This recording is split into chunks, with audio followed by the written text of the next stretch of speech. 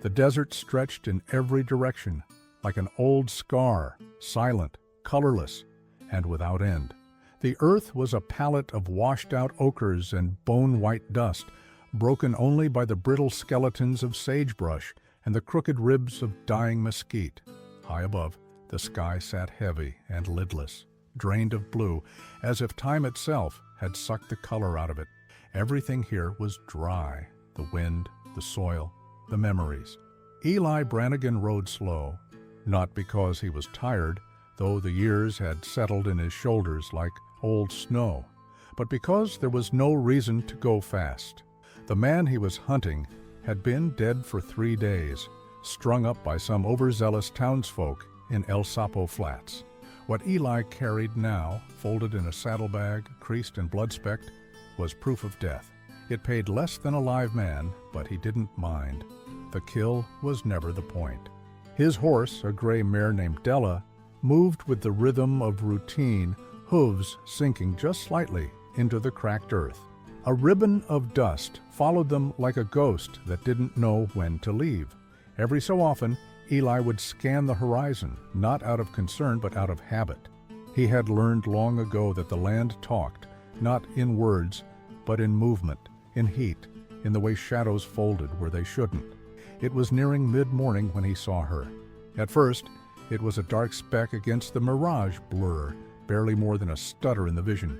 Then, as the wind shifted and the heat shimmered, eased, the shape took form. A woman walking alone, her gait slow but unwavering.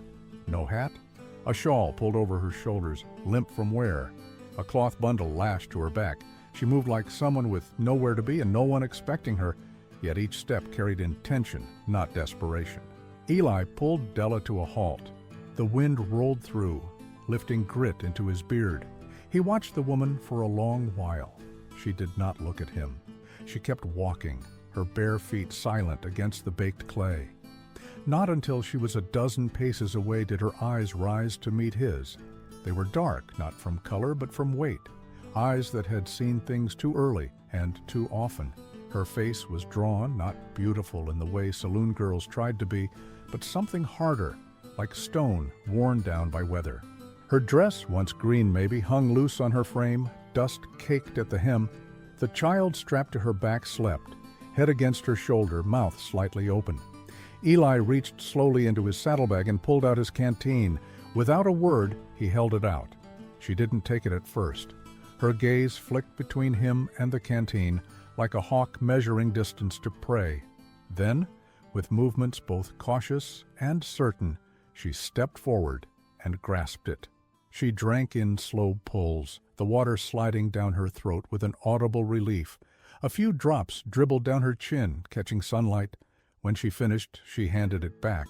Still no words. Eli didn't expect any. He turned Della slightly, gesturing with a faint nod in the direction he'd come from, north toward the canyon hills and the old shack tucked beneath them.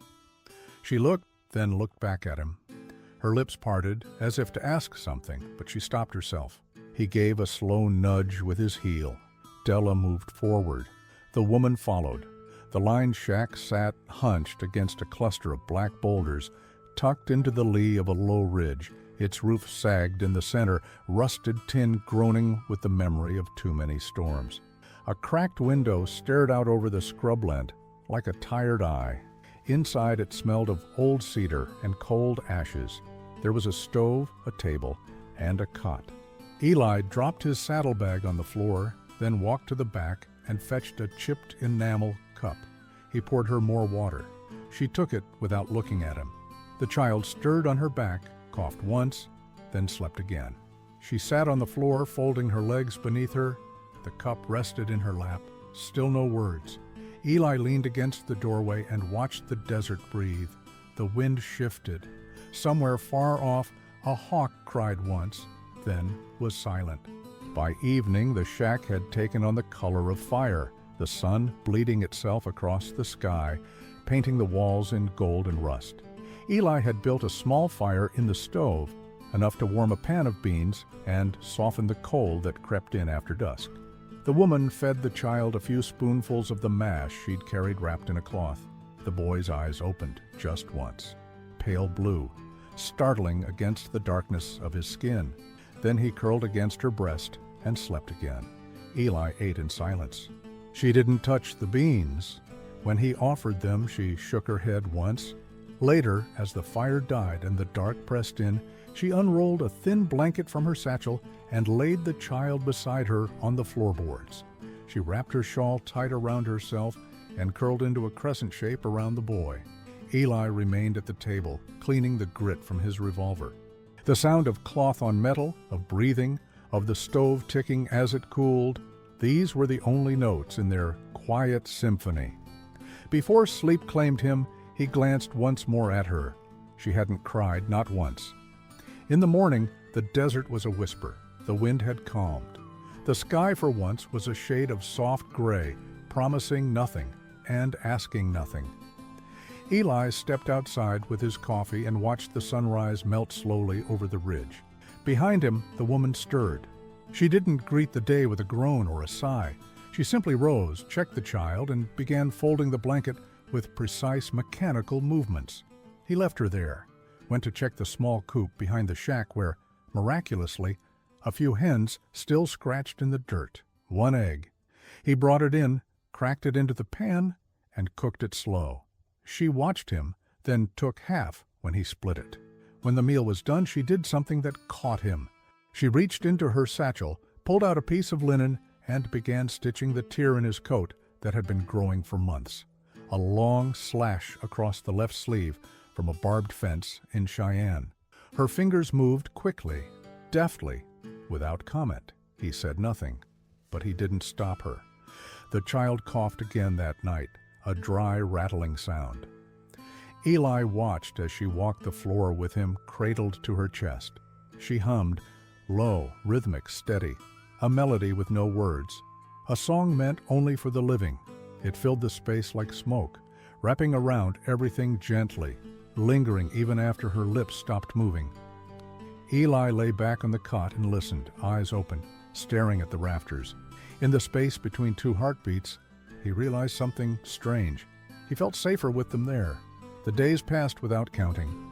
Out there, beyond the rim of the hills, the world might have kept on grinding forward, trains running their cold iron hearts across distant rails, telegram wires twitching with gossip, men chasing other men for money or pride. But here, in the lined shack pressed into the crook of the desert, time had gone soft. It drifted like dust, settling slow in the corners, clinging to silence. The woman, Marion, he'd overheard her whisper the name to the child one night, never asked to stay. Eli never offered. It was as though the decision had been made by the land itself. Two broken things left behind by the world, sharing space because no one else would have them. Outside, the wind sharpened. Early spring in the desert meant cold rain that moved sideways and vanished as quickly as it came. Tin sheets on the roof groaned and shivered under its lash. The shack, built years ago by some cattle hands long gone to dust, held together with rusted nails and stubborn wood, offered little comfort, but enough shelter. Eli found himself chopping wood more than he needed, for heat, yes, but also to hear something, the split of cedar, the crack of the grain giving way under his axe. It filled the silence that otherwise stretched too far. Inside, Marion tended the child with quiet reverence. His name, she said softly one evening, was Sam. Not Samuel, just Sam, no last name either, none that she offered. He was a quiet baby, save for the cough, which lingered in his chest like an unwelcome guest. She kept him wrapped in a wool blanket during the cold snaps and carried him in a sling during the day, even when it rained. One morning, Eli stepped inside after hauling a bucket of rainwater from the barrel and found her mending a tear in one of his saddlebags. Her hands moved steadily, her stitches neat and practiced. She didn't look up. "You were gone longer than usual," she said. It startled him, the sound of her voice, low, steady, a worn river stone of a voice. "Water's running slower," he answered. She nodded once, then silence again. They lived beside each other, not with each other. The shack had only one cot. Eli slept on it, but only because she insisted. Marion laid blankets on the floor near the stove, close to the warmth. Some nights he heard her whispering lullabies in a language he didn't recognize. Other nights there was only the sound of her breath and the faint wheeze of Sam's. Eli began watching her, not in the way a man watches a woman when desire stirs, but the way a hunter watches the sky before a storm. Marion moved with a kind of purposeful grace, not elegant, but unshakable. She swept the floor with a bunch of dried yucca leaves, tied with string. She patched clothes without being asked. When she cooked, it was always enough for 3, though there was hardly enough for 1. She rarely asked questions. When she did, they were short and careful. Was this shack yours? No. Do you always ride alone? Yes. Did you kill the man whose name was on that paper? He'd looked at her then, really looked. Her eyes weren't curious, they were tired. She wasn't judging him, she was measuring him. Yes, he said. She nodded, went back to stirring the pot.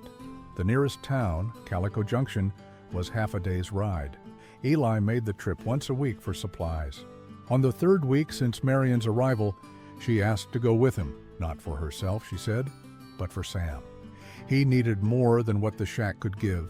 Milk powder, salve, something for the cough. Eli hesitated. The town didn't take kindly to things it didn't understand, and Marion, with her dark hair, darker skin, and that air of not belonging to anyone, was something they'd never understand. But she was determined. They rode out before dawn. Marion sat behind Eli, one arm wrapped around him, the other around Sam. The contact was nothing more than necessity, yet Eli felt it like a coal pressed to the skin. Warm, unfamiliar. By the time they reached Calico Junction, the sun was just beginning to clear the hills. The town was small, 2 saloons, a dry goods store, a smithy, and a church with a bell that hadn't rung since the pastor's boy fell from the steeple years back. As they dismounted, people stopped what they were doing. A man sweeping his porch paused mid-stroke. A woman watering flowers straightened slowly, her eyes narrowing. Marion didn't flinch. She held Sam close and walked beside Eli into the store. Inside, the clerk, Mr. Darnsby, took one look and shifted the chewing tobacco in his jaw. Eli ordered what they needed: condensed milk, a bottle of honey, 2 tins of beans, and cough syrup if he had it. Darnsby fetched everything, but laid the cough syrup down a little harder than necessary. "Word is, you're taking in strays now," he said. Eli looked at him, not angry, just quiet. "She's with me," he said. Darnsby raised his hands, mock innocent, didn't say nothing. On the way out, a woman, the preacher's wife, he remembered, was standing by the watering trough. She looked at Marion like she'd stepped in something foul. "You'd be best not bringing your business here again," she said. "A woman like you, ain't no place for you in a decent town." Marion stopped. Her jaw tightened. But she said nothing. She turned and mounted up behind Eli without so much as a glance back. They rode in silence for most of the way, but just before they reached the ridge, Marion spoke. "I buried my mother alone," she said. "Winter so cold, the shovel stuck to my hands." Eli didn't say anything. There was nothing to say. She continued, "Then I gave birth to Sam in a goat shed outside of Odessa. The farmer's wife turned me out when she saw his skin." More silence. The wind had picked up. It rustled the juniper like dry whispers. "Still think I'm the one who doesn't belong?" she asked. Eli slowed the horse, let the rein slacken. He turned slightly. "No," he said, "I don't."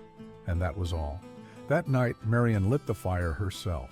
She stirred a pot of beans and set Sam on a folded blanket by the hearth. Eli sat at the table, cleaning the grit from his boots. As the pot simmered, she walked over to the stove and stood for a moment, back to him. Then, without turning, she said, "You carry more than bullets in that belt." He didn't answer. She added, "I'm not asking, just saying I see it." The fire cracked. Sam stirred.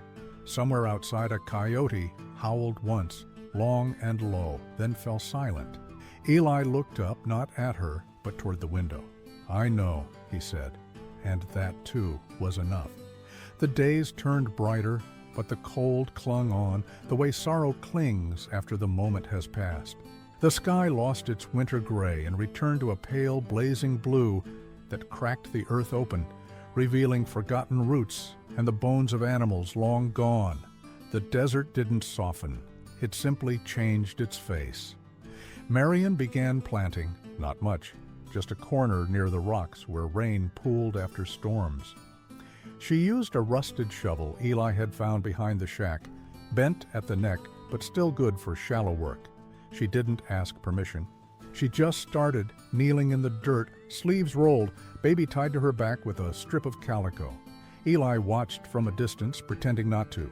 She hummed as she worked.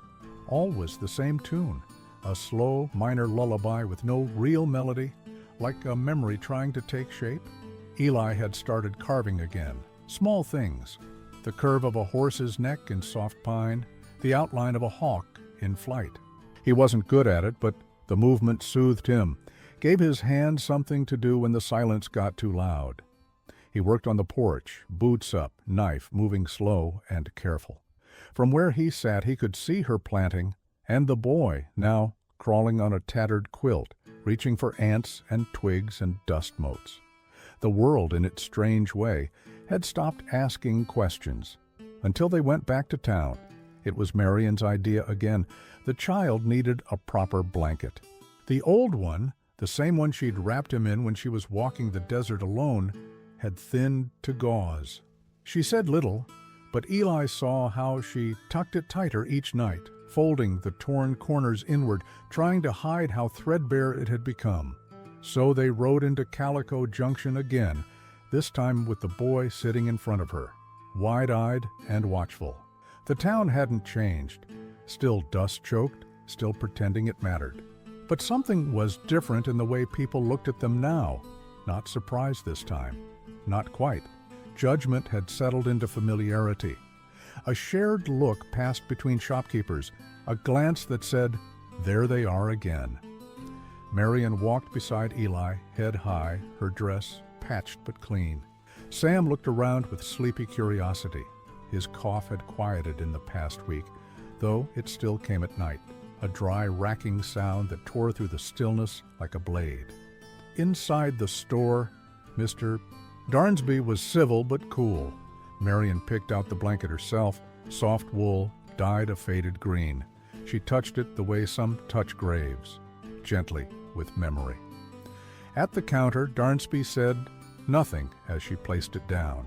But when she reached into her pocket to count coins, earnings from a few days of mending Eli's worn saddlebags and stitching broken straps for him to sell in town, he shook his head. "She doesn't pay here," he said, looking only at Eli. Eli's jaw stiffened. Marion, eyes narrowing, set the coins down anyway. "She pays," Eli said quietly. "She don't take what ain't earned." Darnsby stared at them a long time, then swept the coins into the till. As they turned to leave, the door creaked open behind them. It was Mrs. Edna Crowley, the preacher's wife, skin like brittle parchment and eyes sharp as bird claws. She looked at Marion, then at the child. Then she spat. "Bastard'll grow up just like the father," she said, loud enough for everyone to hear. Or, worse, "A woman who lays with the likes of him don't belong in the Lord's sight." Marion didn't move. Eli did. He stepped between them, not with violence, just presence. "Then it's good the Lord ain't here to see," he said. Edna Crowley's face went pale. She stepped back, skirts rustling. Outside, they mounted up. Marion said nothing for a long time. Her face was blank, but her hands gripped the reins tighter than needed. Only once they reached the ridge did she speak. "You want to know who the father was?" she asked. Eli didn't answer. "I'll tell you." They rode in silence for a moment longer. The wind rose, carrying the smell of creosote and stone. "I was working as a cook for a family in Pecos, rich ranchers. They had a boy, maybe 18, pale, soft-handed, thought he was owed anything he wanted." She kept her eyes ahead. "He'd follow me into the pantry, grab me when no one looked, told me I should be grateful. When I told his mother, she fired me. The horse's hooves clicked over stones. Eli stared at the horizon. "I went to a preacher," she said. "He told me to pray for strength, so I did. And when I found out I was with child, I prayed for something stronger." She looked at Eli then. "I prayed for the will not to kill myself." The sun dipped behind a low ridge, casting long shadows across her face. "That boy," she said, nodding toward Sam, "was the only thing I had. They called him a sin. I called him mine." Eli didn't look at her. Not directly, but his voice, when it came, was steady. "You're still standing." She gave a slow nod. "For now." That night, after they returned to the shack, Marion unfolded the green blanket and wrapped Sam in it. He curled into her chest like he'd been waiting for that moment since the beginning. Eli sat by the stove, firelight dancing across his face. "You said you used to work in Pecos," he said, voice low. She nodded. "Did you ever think of going back?" "No." He didn't ask why. Instead, he rose and walked outside to the place just beyond the porch, where the horizon opened like a wound. He lit a cigarette with shaking fingers and watched the stars come out. Marion joined him a while later, baby asleep, shawl wrapped tight. She didn't speak, just stood beside him. Then, without looking at him, she said, "You didn't have to stand up for me back there." "I know." He took a long drag, then flicked the ember away. "But I did." Inside, later, Marion settled the child on the cot and sat down by the table. Her eyes lingered on Eli's coat, hanging by the door. She picked it up, ran a hand along the seam she had stitched weeks before. "You carry quiet well," she said. He looked up from the piece of wood he was carving. "Something that might have been a rabbit or a dog, hard to say." "You do too," he replied. Then he slid the carving across the table toward her. It was rough, uneven, but she recognized the shape. A mother bent over her child. She didn't smile, but her eyes softened. For the first time, she reached out and touched his hand, lightly, not for long. "Thank you," she whispered. Eli didn't respond, but he didn't pull away. The wind shifted in late spring, not just in direction, but in character. Where it once carried sand and dryness, now it carried scent, the fragile green of desert wildflowers, blooming from almost nothing. The land around the shack, usually dead-eyed and silent, softened in places. Yuccas opened their white bells. Prickly pear bloomed pink along the ridge. Even the sun seemed gentler, no longer a blade, but a lantern. It was the kind of change so subtle it could be mistaken for hope. But Sam fell ill. It began with a cough, sharp and sudden, like a dry twig snapping in the throat. At first, Marion said little. She gave him warm water with honey, laid cloths on his forehead, sang to him with her low, humming voice. But as the days crept forward, the cough deepened. It no longer came in bursts. It stayed in him, a rasping, tight sound that curled his small body with every breath. Eli noticed the color fade from the boy's face, pale around the mouth, eyes that no longer wandered. When he reached for Marion, his fingers trembled. She tried to hide it, tried to carry herself the same, tending the tiny garden, folding laundry, cleaning the floorboards with an old shirt soaked in boiled yucca root. But her body grew slower, her hands more fragile. Each night, she sat longer by the stove, Sam in her arms, rocking him though he didn't sleep. Eli stood it for 3 days. On the 4th, before sunrise, he saddled Della. Marion was already at the stove, her shawl pulled around her shoulders, dark hair braided and fraying at the edges. Sam lay on a folded blanket nearby, eyes closed, lips moving without sound. "I'm going," Eli said. She didn't ask where. She just looked at him, a quiet panic behind her eyes, not frantic but deep. "There's a man in calico, Doc Granger. Doesn't keep a sign anymore, but he's still got tools, knows things." Marion didn't answer. She knelt beside the child, stroked his cheek, and nodded once. Eli tightened the cinch, mounted up, and rode like something inside him was breaking open. The ride to Calico Junction usually took half a day. Eli made it in 4 hours. He didn't knock when he reached Granger's. The door was unlocked, as it always was. Inside, the place smelled of old salves and dust.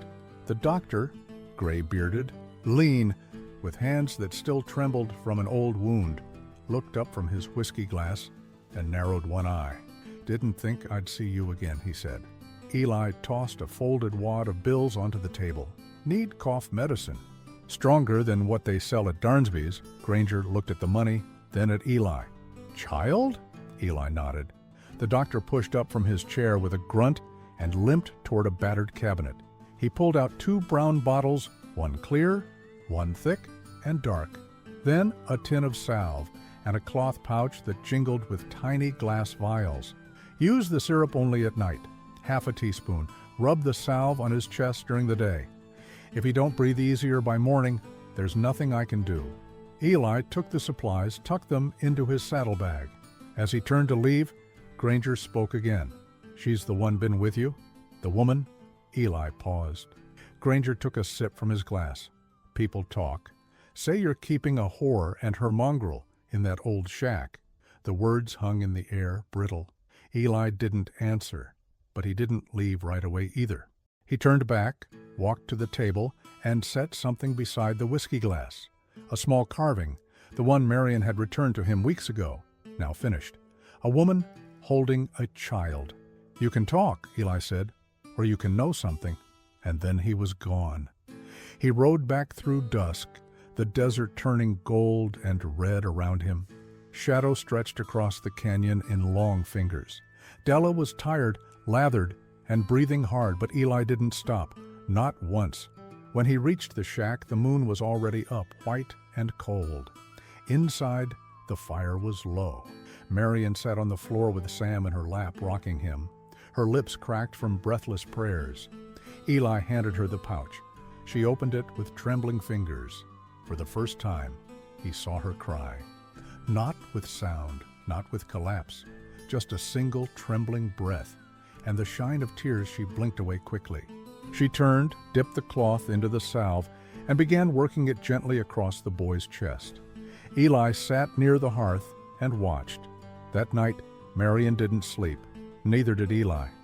They sat beside the cot, taking turns keeping the fire fed. She held Sam against her chest, his tiny ribs rising and falling in shallow waves.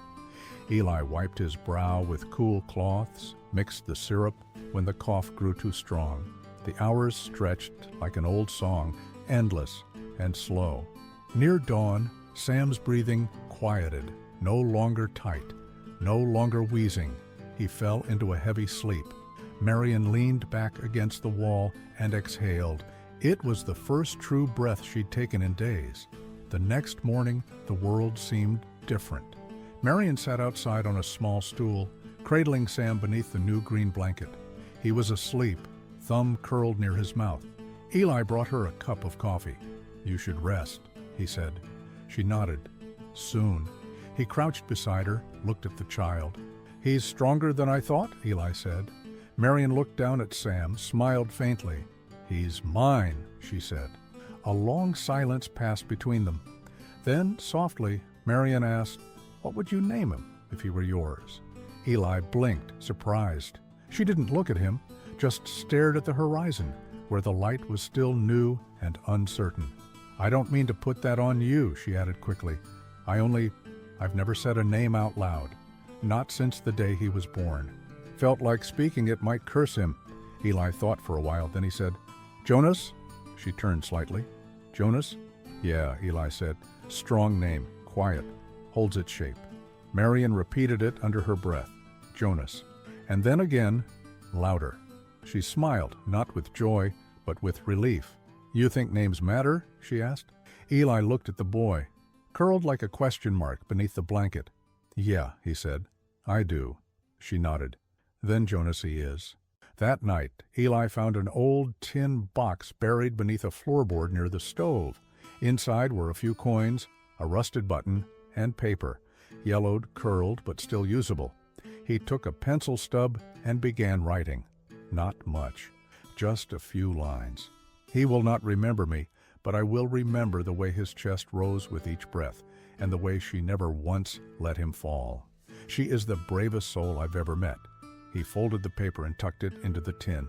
Then, without a word, He slid the box beneath the edge of Marion's blanket. She found it in the morning and didn't speak of it, but she kept it. The rains came one night with no warning, not loud, not violent, just steady and quiet, the kind that seeps into the earth and stays a while.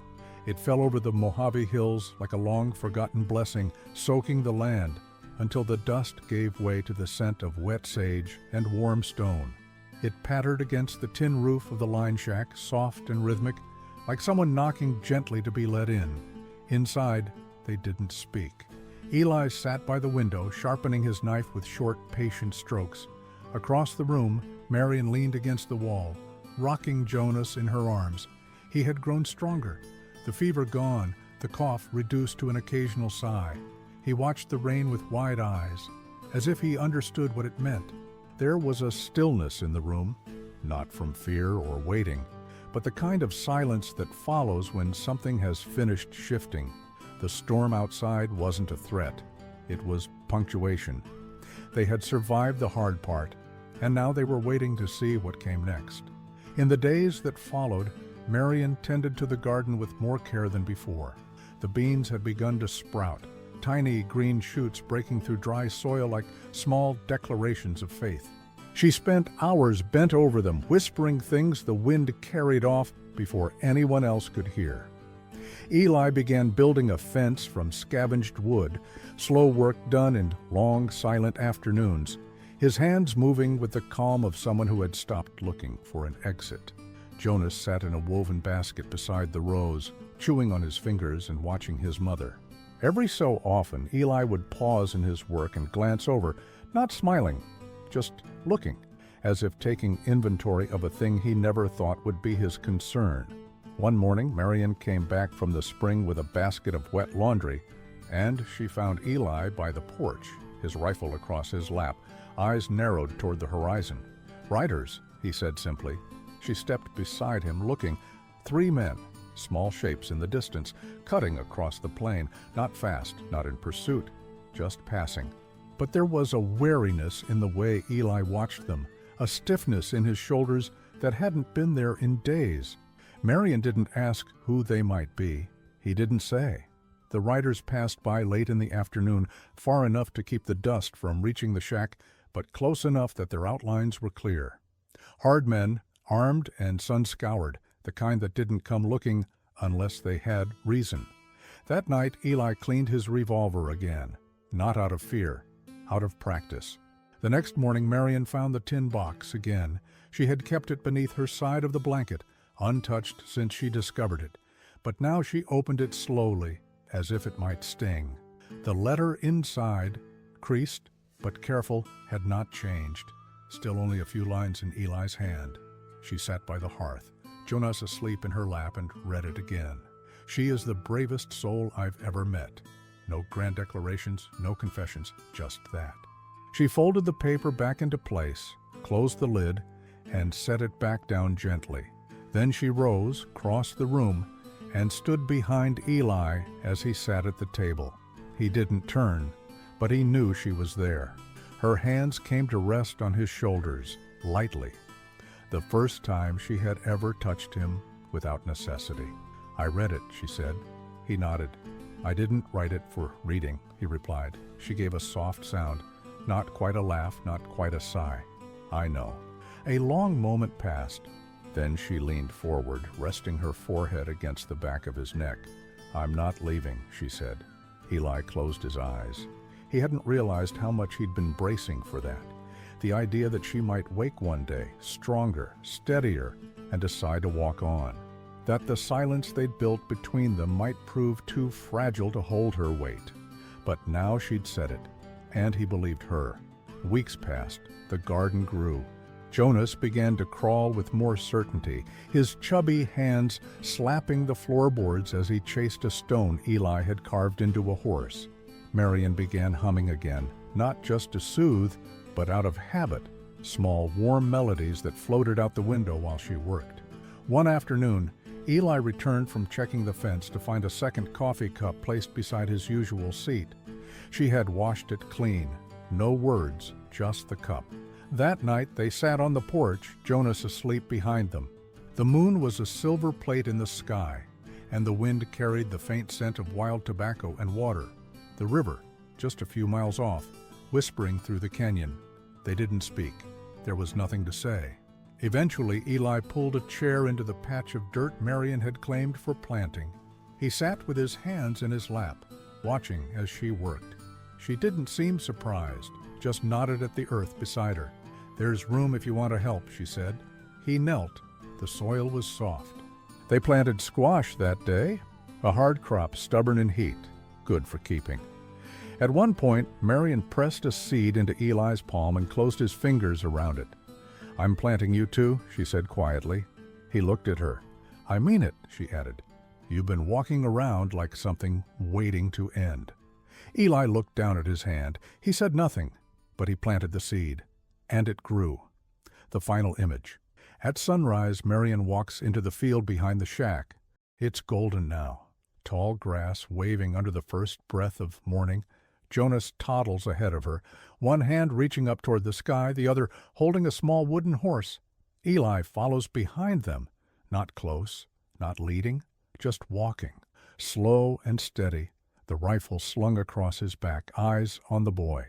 He carries no words, no wounds worth naming, only the stillness of a man who has chosen to stay.